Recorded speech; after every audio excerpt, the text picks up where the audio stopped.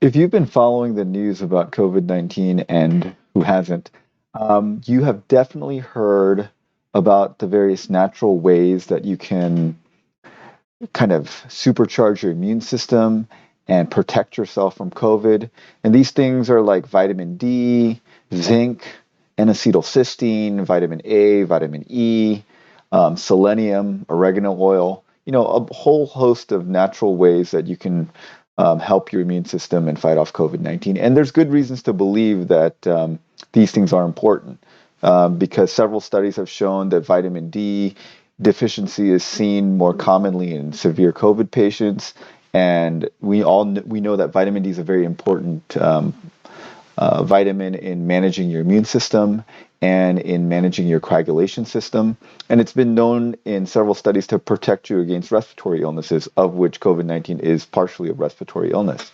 And then zinc has been shown in the lab to decrease viral replication of COVID-19, and it's also important in your immune system. And some studies have shown that it may speed recovery from COVID-19. And things like n-acetylcysteine is an important part of your immune system through glutathione production. And it has been shown to help with blood clots and other things that are found in COVID-19 disease, and on and on. So there's a lot of observational and mechanistic data that shows that these things are important. And so we think to ourselves, well, these are important nutrients and they're good natural products. Great, I'll just go get these supplements and take them every day, and I'll protect myself from COVID-19. And this is a very kind of attractive thought process because it just seems to make sense. There's all this data that shows it's probably helpful. It's something we can get and it's natural, and it gives us a sense of control over this thing that a lot of times we don't have much control over. And you think to yourself, either I don't have access to the vaccine or I don't want to take the vaccine. And so here's another thing that I can do. Here's the problem with that thought process. So there's several studies over the years that have looked at supplementing with vitamins and minerals and looking at various disease processes. So here's one, which was a very good study about lung cancer, and it says that evidence has accumulated from observational studies that people eating more fruits and vegetables, which are rich in beta carotene, have lower rates of lung cancer. So there's a large amount of evidence that shows that people who get lots of beta carotene in have better health outcomes. And there's many mechanistic reasons why vitamin A is really good for your body. So we think, well, let's just supplement vitamin A in these people. And they did a randomized study where they randomized people and gave some people supplements of vitamin A. And what did they find out? There was no benefit. Okay. And they said these results are highly consistent with another study, which they did in Finland on 30,000 people. So this is the Finland study. They did the exact same thing. So they know experimental and epidemiologic investigation suggests that alpha tocopherol, vitamin E, and vitamin A are very important. So they supplemented both vitamin A and vitamin E. These are well known in mechanistic literature to be very important for they're antioxidants. They're very important for immune function as well as DNA repair and helping prevent cancers. So they did the same thing. They took a bunch of smokers, gave them vitamin A and vitamin E, and what did they find out? Supplementation does not prevent lung cancer in older men who smoke. All right, here's another study. Randomized trial of anti-applicant supplements or primary and secondary prevention, systematic review and meta-analysis. So what they did is they looked at over 68 randomized trials with over 200,000 participants. So that's almost 400 publications. And what did they find out? Actually, treatment with these things may increase mortality. So actually, it would make things worse. And then vitamin and mineral supplements in cardiovascular disease. they found out the same thing. Limited evidence supports any benefit of vitamin mineral supplementation for the prevention of cancer or cardiovascular disease. Another one, oral high dose multivitamins and minerals after myocardial infarction. They took people that have had a myocardial infarction. So there's a double-blind, placebo-controlled, multi-center randomized trial. That's pretty much the best level of evidence we can have. And it shows that high-dose oral vitamins and multiminerals did not statistically significantly reduce cardiovascular events in patients after MI. This study had a bunch of people that dropped out because they were asking them to take so many pills. So they did have a high non-adherence rate. But basically, study after study has shown that while we know that these vitamins and minerals are important, and observational studies show that having less of them causes problems, when you supplement these people, it doesn't really seem to help. And why is that?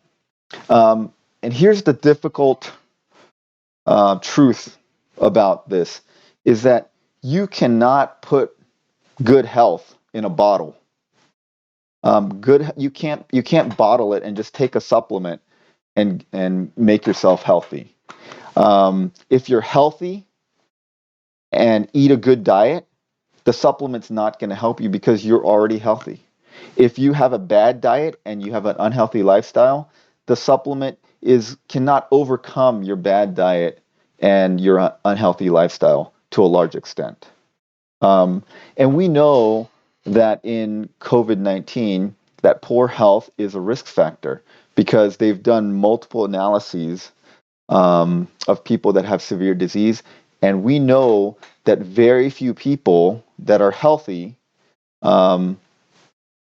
get severe disease. And most people who die from COVID-19 have one and usually multiple of these comorbidities. And the comorbidities in the studies have shown are being a smoker, being obese, having hypertension, diabetes, cardiopulmonary disease, cancer, or kidney disease. So these are all fairly common chronic health problems that many Americans have, and almost all of these are caused by our lifestyle and our diet. And so it would be great if we could just take some vitamin E and vitamin D and zinc and n-acetyl cysteine in a bottle and take that and make ourselves healthy and protect ourselves from COVID-19. But that is probably not a realistic expectation.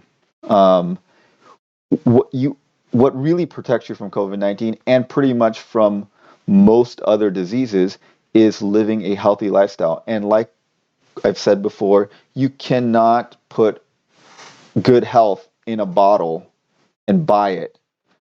Good health is the result of four things, basically. It is a combination of diet, sleep, exercise, and stress reduction or good psychosocial health.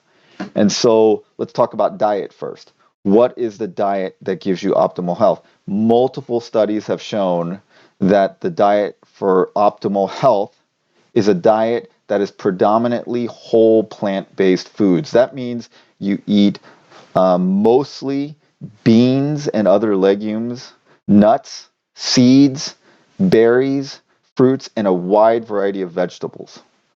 And so that is the diet that will give you the most optimum health and provide you all the nutrients that you need. And the other issue with taking supplements is that you can only supplement the things that we know about currently are good for your health. And as we learn more about the way your body works, we learn about different nutrients that you need. Like 100 years ago, we didn't know about phytochemicals. And before we figured out what vitamin C was, we didn't know about that. So if you were getting supplements back then, you would never supplement those things. But what we do know is that all the things that we need for optimal health are in these whole plant-based foods. So that is the diet that is important, and that is the diet that's important for health, and that's the diet that's going to be important to protect you from COVID-19. Like, for example, let's say that you wanted to eat foods that have a lot of zinc and n-acetylcysteine, because these are things that have been known to help with COVID-19. Those are basically beans, nuts, seeds, oatmeal, and garlic. So, I mean, what I do every morning is I just make a bowl of oatmeal, and then put some nuts and a bunch of seeds like sunflower seeds, chia seeds, hemp seed. Um, and then I try to eat some kind of beans or lentils at least once a day, and at the other meals. And so that will give you plenty of zinc and N-acetylcysteine. Um, and vitamin D, which probably has the strongest evidence for for COVID-19 prevention and treatment. That is something that you mostly should need to supplement.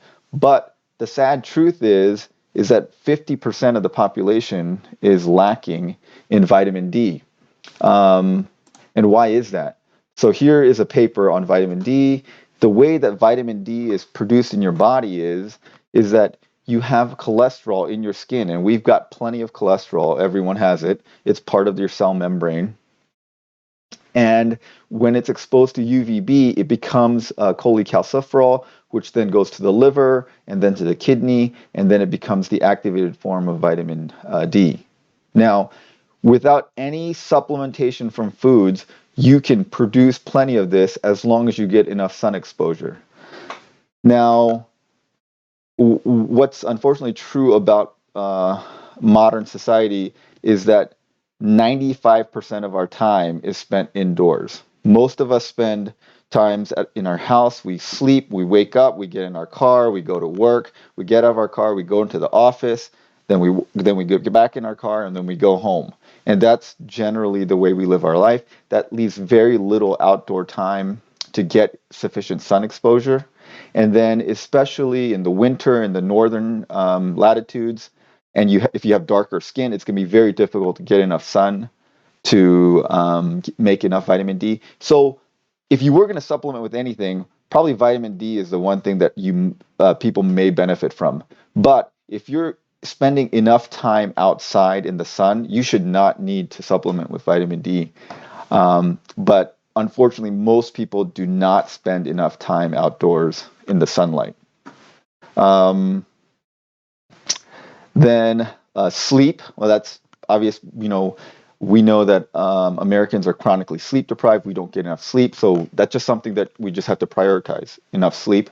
And then exercise. Several studies have shown that exercise is important for COVID disease severity management. So this is a study out of the Mayo Clinic, and what they did is they identified a number of adults who had been tested for cardiovascular fitness between 2016 and 2020. And then they followed these people and they knew who got COVID-19. And what they found out is that basically your exercise capacity was inversely proportional to whether you were hospitalized or not. So the more fit you were, the less likely you were to be hospitalized. This Brazilian study also found that if you exercised at least 150 minutes of moderate intensity or 75 minutes of vigorous intensity, you reduced your hospitalizations by a third. And so, yeah, so these are observational studies, but multiple interventional studies have shown that exercise helps with many other diseases. And interventional studies on diet have shown that diet does affect the outcome in other diseases. So while supplements don't affect the outcome of disease processes, exercise and diet does affect the outcome of disease processes. Um, and then lastly, stress reduction. Basically, one of the best ways to reduce stress is exercise. And then also, multiple studies have shown that being out in nature, seeing trees, and getting fresh air is great for stress reduction. So if you happen to exercise outside, you get that, plus you get the vitamin D. And then having a strong social network and support is very important for stress reduction. So if you exercise outside with friends, that's even better. And then, of course, multiple studies have shown that meditation and prayer, or meditation or prayer, are very effective means of stress reduction. So the bottom line of this is We would love to get supplements and say that these supplements are going to help us fight COVID-19 and also make us healthy. But the truth of the matter is that being healthy comes from the way that you eat and the way you live your life. It does not come from eating supplements. So I know this is probably going to be a very unpopular opinion, but that's my take on supplements for COVID-19 and for overall health, essentially. So I hope this was useful to you. And if you have any comments or questions, please comment below.